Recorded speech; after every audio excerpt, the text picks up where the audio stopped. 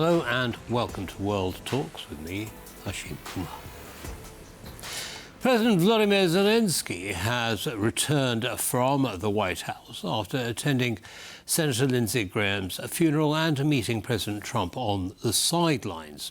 Some are calling this the most consequential time of the war as Washington signals stronger backing for Ukraine and Congress advances tougher sanctions on Russia. Joining us is Robert Benson, is Associate Director at National Security and International Policy. Mr. Benson, welcome to TP World. Thanks for taking the time. Good to be with you. Good to have you. So, things are a little bit confusing. I hope you can shed some light on this. President Trump is saying to President Zelensky, look, we'll give Ukraine licensing to manufacture the Patriot missile systems. And then President Trump says to the Financial Times just yesterday, or it may have been early this morning, that he wasn't sure if he was going to actually award the license. What's going on? Well, I cautioned after the Ankara summit that this very well could happen.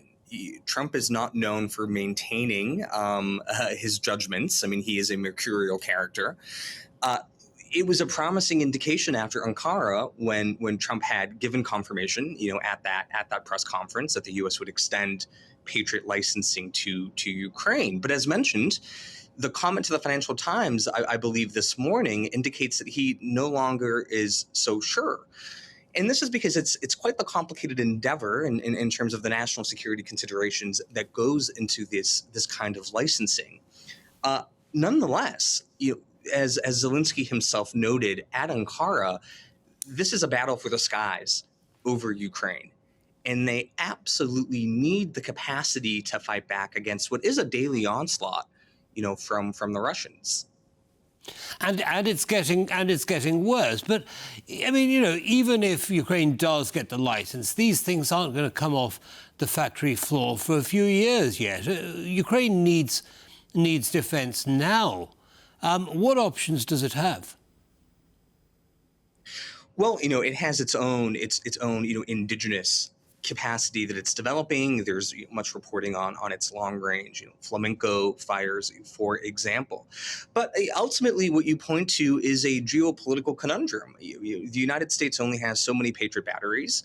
It's been widely reported, including by the Washington Post yesterday and today, that many of that capacity has been exhausted by virtue of American hostilities in the Persian Gulf.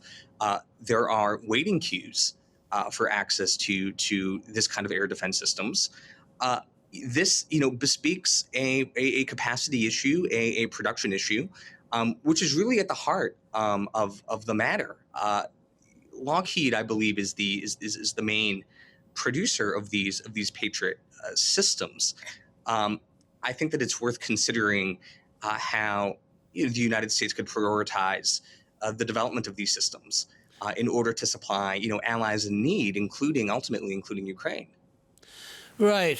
Well, President Trump has been consistent about one thing, and that is that he would like to see peace between Russia and Ukraine. And for the first time, his peace envoys, Jared Kushner and Steve Witkoff, are going to Ukraine. They've been to Russia a few times already, but this is their first visit to Ukraine. What's that telling you?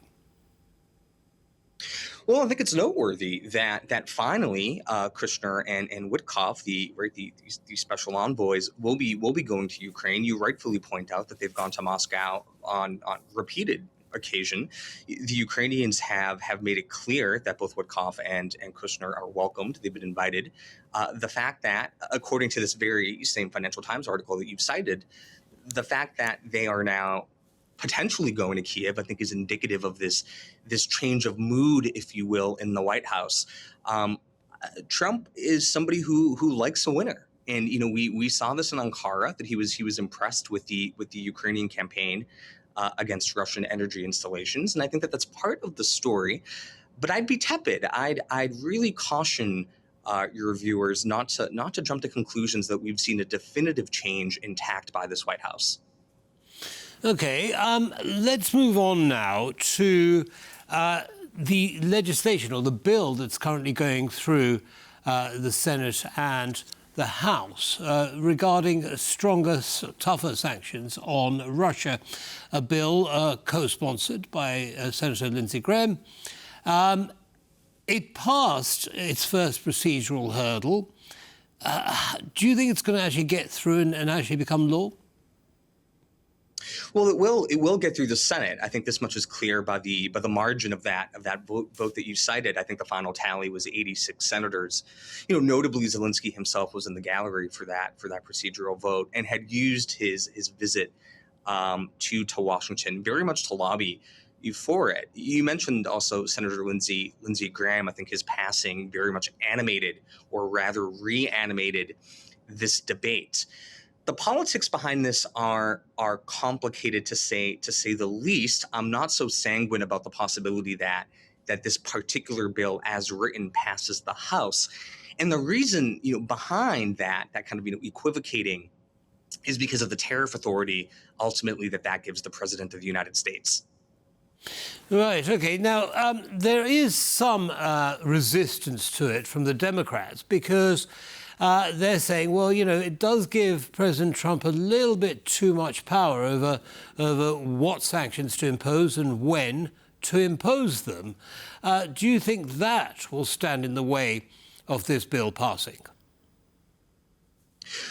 Well, the difficulty with the bill is exactly what you point to. It is this expanded, tariff authority. And mind you, the context of the last 2 weeks, where the president has initiated these, 301 investigations, which has resulted in about 60 countries having expanded tariff rates, applied to them. Canada, in particular, under a different authority, a 338 authority, had tariffs imposed against them. And then you're asking Congress, essentially, in light of this rather abusive use of tariff authority, you're asking Congress to extend more authority to the president to impose tariffs, this time on countries that have over a 15% share of Russian, LNG imports, which I'd remind your viewer does not only include countries like India and China, but would include many European states, Belgium, France, Spain, being just a couple of them, but also Slovakia, Hungary, and others. So it is a complicated political picture by virtue of how this bill was designed. Its original sin was including these tariff authorities. Right, but just to be clear, these are authority to impose secondary sanctions on the purchases of Russian oil and gas, and the biggest players there, of course, are India and China. Could President Trump use this as a leverage, to bring Russia to the negotiating table? Do you think? Well, that would be the hope, right? That is exactly the hope, and you're right to note that this is this bill was designed so the president had a toolkit essentially to bring countries essentially to hold them accountable, if you will, for funding the Russian war economy. The problem here is the trust that has to be placed in the administration to use this bill according to the spirit of the law. I'm not convinced that trust exists amongst many members of Congress, and not only Democrats, but also many members of his own party, the Republican Party, that Trump is going to be a good steward of this bill and use it towards its effective intended aim, which is to put pressure on Russia and on Vladimir Putin. Until that concern is satisfied, I think that there's going to be some difficulty come September when the House resumes its session, and ultimately we'll have to vote on this bill. Well, we shall be watching its progress carefully. Thank you, Robert Benson, for sharing your analysis with our audience, and have a good day. My pleasure. Thank you. Thanks. Bye now. And that brings us to the end of this episode of World Talks. Don't go away. Lots more coming up. Goodbye.